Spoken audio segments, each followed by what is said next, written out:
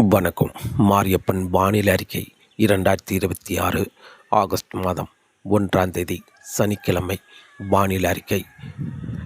தமிழகத்தில் தென்மேற்கு பருவமழை நேற்றை விட இன்று சற்று தீவிரமாகவே கொடுத்து கொண்டிருக்கும் மழைப்பொழிவை, அதுவும் கன்னியாகுமரி மாவட்டத்தில் மழை கொட்டி தீர்த்திருக்கிறது. அதுவும் வடக்கே செல்ல செல்ல மழைப்பொழிவு குறைவாக இருந்தாலும் நீலகிரிக்கு பரவலான மழைப்பொழிவு கிடைத்திருந்தாலும் இந்த பொள்ளாச்சிக்கான பகுதியில் குறைவான மழையே கிடைத்துள்ளது. ஆனால் தென் மாவட்ட மேற்கு தொடர்ச்சி மலைகளில் மழை கொட்டி தீர்த்திருக்கிறது. அதிகபட்சமாக காளிகேசம் என்ற இடத்தில் 146 மில்லிமீட்டர் மழை பெய்துள்ளது. அதாவது 15 சென்டிமீட்டர் கிட்ட மழை பெய்துள்ளது கன்னியாகுமரி மாவட்டத்தில். அதேவேளை கன்னியாகுமரி மாவட்டத்தில் கீரிப்பாறை என்ற இடத்தில் 130 மில்லிமீட்டர் 13 சென்டிமீட்டர் மழை பெய்துள்ளது. பெரும்பாலான இடங்களில் கனமழையாகவும், அதே வெளியில் மேற்கு பகுதி பரவலான கனமழை மிக கனமழை பெய்தாலும் கிழக்கு பகுதியும் முன்னே சென்று பரவலான மழை பொழிவாக கொடுத்துள்ளது கன்னியாகுமரி மாவட்டத்தில். அதே வெளியில் தென்காசி மாவட்டத்தில் உள்பகுதியிலும் 1 மில்லிமீட்டர் 2 மில்லிமீட்டர் என்று பரவலான மழைப்பொழிவு தென்மேற்கு பருவமழை முன்னேறி வந்து மழை கிடைத்துள்ளது. அதே வழியில் தேனி மாவட்டத்திலும் பரவலான மழைப்பொழிவு கிடைத்தாலும் தமிழகத்தில் வெப்பச்சலன மழையும் கூடுதலான பரப்பில் மழை கிடைத்துள்ளது. இன்றும் தமிழகத்தில் ஒரு பரவலான மழைப்பொழிவாக கிடைக்க வாய்ப்புள்ளது. நாளை முதல் தென்மேற்கு பருவமழை படிப்படியாக தீவிரம் குறையும் என்றும் எதிர்பார்க்கப்படுகிறது. வானிலை அமைப்பை பார்ப்போம். இப்போது மகாராஷ்டிரா, குஜராத் அருகே தாழ்வு மண்டலம் நிலை கொண்டது. இந்த நிகழ்வு இனி வரக்கூடிய மணி நேரங்களில் வடக்கு நோக்கி பயணிக்கும் பொழுது செயலிழக்கும். ஆழ்ந்த காற்றழுத்த தாழ்வு பகுதியாக செயலிழக்கும். நாளை ஆகஸ்ட் 2ஆம் தேதி மேலும் காற்றழுத்த தாழ்வு பகுதியாக செயலிழந்து இந்த நிகழ்வு ராஜஸ்தான், பஞ்சாபை நோக்கி நகரும் என்பதால் தென்மேற்கு பருவமழை இனி வரக்கூடிய நாட்களில் மாலை நேரங்களில் மட்டுமே சற்று சீராக இருக்கும் என்றும் எதிர்பார்க்கப்படுது. நாளை ஆகஸ்ட் 2ஆம் தேதி முதல் கேரளா, கர்நாடகா இந்த இடங்களுக்கெல்லாம் தென்மேற்கு பருவமழை மாலை நேரங்கள் மட்டுமே சீராக இருக்கும். அதே வழியில் ஆகஸ்ட் 4ஆம் தேதி ஒரு நிகழ்வு வர இருக்கிறது. அந்த நிகழ்வு இமயமலை ஒட்டியே மேற்கு நோக்கி பயணிக்கும் பொழுது தீவிரமடையும். அதே வழியில் ஆகஸ்ட் 8ஆம் தேதிக்கு பிறகு ஒரு நிகழ்வு வர இருக்கிறது. இந்த நிகழ்வு அடுத்தடுத்த நிகழ்வு வருகையின் காரணமாக 8ஆம் தேதிக்கு பிறகு சீராக சற்று அதிகரிக்கும் என்றும் எதிர்பார்க்கப்படுகிறது தென்மேற்கு பருவமழை.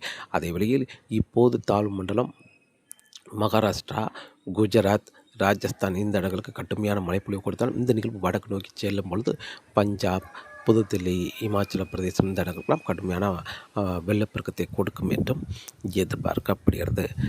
தமிழகத்தை பொறுத்தவரை இன்று ஆகஸ்ட் 1ஆம் தேதி அதிகாலை நேரங்களில் பெரும்பாலான மேற்கு தொடர்ச்சி மலைகளில் மேற்கு தொடர்ச்சி மலை ஒட்டியுள்ள மாவட்டங்களுக்கு முன்னேறி வந்து சாரல் மழை கிடைத்து கொண்டிருக்கும். பெரும்பாலும் கன்னியாகுமரி, திருநெல்வேலி, தென்காசி, தூத்துக்குடி, விருதுநகர், மேலும் தேனி, கோயம்புத்தூர், நீலகிரி இந்த இடங்களுக்கெல்லாம் அதிகாலை நேரங்களில் மழை கிடைத்தாலும் இன்று நாள் முழுவதும் தொடர்ந்து விட்டு மழை இருக்க வாய்ப்புள்ளது. மேற்கு தொடர்ச்சி மலைகளில் இன்று பரவலான கனமழையாக கிடைக்க வாய்ப்புள்ளது. கன்னியாகுமரி, திருநெல்வேலி, தென்காசி, விருதுநகர், தேனி, மேலும் திண்டுக்கல் மேற்கு பகுதி, கோயம்புத்தூர், நீலகிரி இந்த இடங்களுக்கெல்லாம் மழை கிடைக்க வாய்ப்புள்ளது. கனமழையாக கிடைக்க வாய்ப்புள்ளது. ஆனால் தென் மாவட்டங்களை விட இந்த பாலக்காட்டுக்கான வகையில் குறைவான மழையே கிடைக்க வாய்ப்புள்ளது. முழுமையான தென்மேற்கு காற்று தென் மாவட்ட மேற்கு தொடர்ச்சி மலைகளில் நுழைவதால் தென் மாவட்டங்களுக்கு கூடுதலாகவும் வட மாவட்டங்களுக்கு மேற்கு தொடர்ச்சி மலைகளில் சற்று குறைவாகவும் மழை கிடைக்கும் என்றும் எதிர்பார்க்கப்படுகிறது. இன்று கன்னியாகுமரி மாவட்டத்தை பொறுத்தவரை பரவலான மழைப்பொழிவாக கிடைக்க வாய்ப்புள்ளது. கிழக்கு பகுதி முன்னேறி வந்து ஒரு பரவலான மழைப்பொழிவு கனமழையாக கிடைக்க வாய்ப்புள்ளது. மேற்கு பகுதி கனம் முதல் மிக கனமழை வரை கிடைக்கும். கிழக்கு பகுதியும் கனமழையாக கிடைக்கும் என்றும் எதிர்பார்க்கப்படுகிறது. திருநெல்வேலி மாவட்டத்தை பொறுத்தவரை மேற்கு தொடர்ச்சி மலைகளில் பரவலான கனமழையாக கிடைக்க வாய்ப்புள்ளது. அதே வழியில் திருநெல்வேலி மாநகரத்தை தாண்டி கிழக்கு பகுதி, அதாவது சிறிவைகண்டம், ஆழ்வார் திருநகரி இந்த இடங்களுக்கெல்லாம் முன்னேறி வந்து சாரல் மழை கிடைக்க வாய்ப்புள்ளது. தூத்துக்குடி மாவட்டம் வரை எட்டி பிடித்து சாரல் மழை கிடைக்க வாய்ப்புள்ளது. தென்காசி மாவட்டத்தை பொறுத்தவரை தென்காசி மாவட்டத்தில் மேற்கு தொடர்ச்சி மலைகளில் காணமழையாகவும், அதே வழியில் தென்காசி, புளியங்குடி, கடலூர் இந்த இடங்கள்லாம் மிதமான முதல் சற்று கனமழை வரை கிடைக்க வாய்ப்புள்ளது. கிழக்கு பகுதி சங்கரன் கோவில் வரை சாரல் மழை எட்டி பிடிக்க வாய்ப்புள்ளது. அதே வழியில் தூத்துக்குடி மாவட்டம் கழுகுமலை வரை சாரல் மழை எட்டி பிடிக்கும் என்றும் எதிர்பார்க்கப்படுகிறது.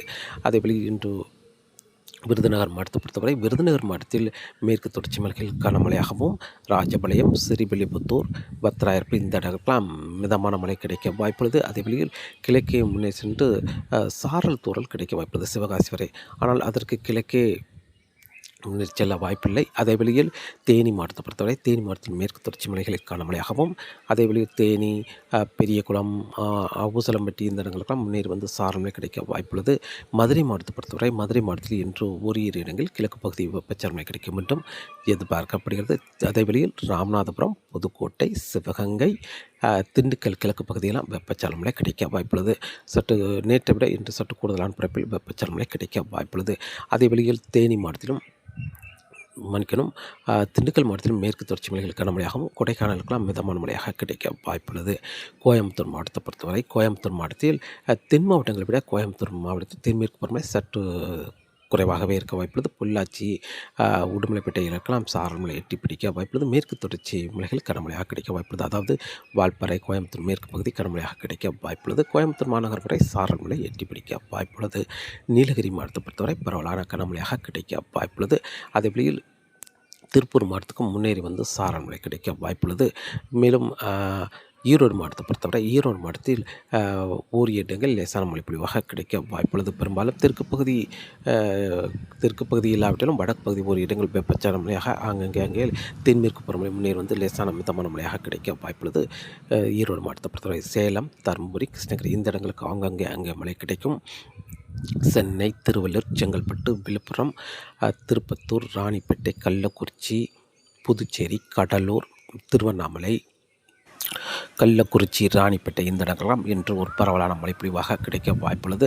அதுபோல் கரூர் வடக்கு பகுதி, நாமக்கல் ஓரிரு இடங்கள் மழை கிடைக்க வாய்ப்புள்ளது. ஏன்னா தென்மேற்கு பருவமழை தெற்கே தான் சற்று தீவிரமாக இருக்கும், வடக்கு சற்று குறைவாக இருக்கும் என்பதால் கரூர், நாமக்கல் இந்த இடங்களில் வடக்கு பகுதி ஓரிரு இடங்கள் மழை கிடைக்கும் என்றும் எதிர்பார்க்கப்படுகிறது. அதேபோல் திருச்சி, அரியலூர், பெரம்பலூர், தஞ்சாவூர், நாகப்பட்டினம் இந்த இடங்களுக்கும் அங்கங்கே மழை கிடைக்க வாய்ப்புள்ளது. அதே வேளையில் மயிலாடுதுறை, சீர்காழி, கும்பகோணம், நெய்வேலி இந்த இடங்களுக்கும், காரைக்கால் இந்த இடங்களுக்கும் அங்கங்கே மழை கிடைக்கும் என்றும் எதிர்பார்க்கப்படுகிறது. இன்று தென்மேற்கு பருவமழை சற்று தீவிரமாக இருக்கும், உள் மாவட்டங்கள் வரை முன்னேறி வரும். அதேபோல் தமிழகத்தில் வெப்பச்சலன பரப்பில் கூடுதலான இடங்களில் மழை கிடைக்கும், காற்றுப் பகுதியை தவிர்த்து.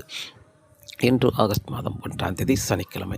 நாளை ஆகஸ்ட் 2ஆம் தேதி இப்போது இருக்கும் தாழ்வு மண்டலம் சற்று செயலிழக்கும் என்பதால் தென்மேற்கு பருவமழை சற்று தொய்வு ஏற்படும். அதாவது மாலை நேரங்களில் மட்டுமே சீராக தொடர வாய்ப்புள்ளது. இன்று நாளையே இந்த தென் மாவட்டங்களில் இருக்கும் மக்களுக்கெல்லாம் தெரியும். அதாவது இன்று தீவிரம் எப்படி இருக்கும், நாளை எந்த அளவுக்கு தீவிரம் இருக்கும் என்பது நாளைக்கு தெரியும். நாளை தீவிரம் சற்று குறைவாகவே இருக்க வாய்ப்புள்ளது. இதில் பாதியாக குறைந்துவிடும். அதாவது மாலை நேரங்களில் மட்டுமே கணவாய் பகுதிகளுக்கு மட்டுமே சாரல் மழை கொடுக்கும் அளவுக்கு தீவிரம் குறைந்துவிடும். ஆனால் தமிழகத்தில் வெப்பச்சலன மழை கூடுதலான பரப்பில் மழை கிடைக்கும்.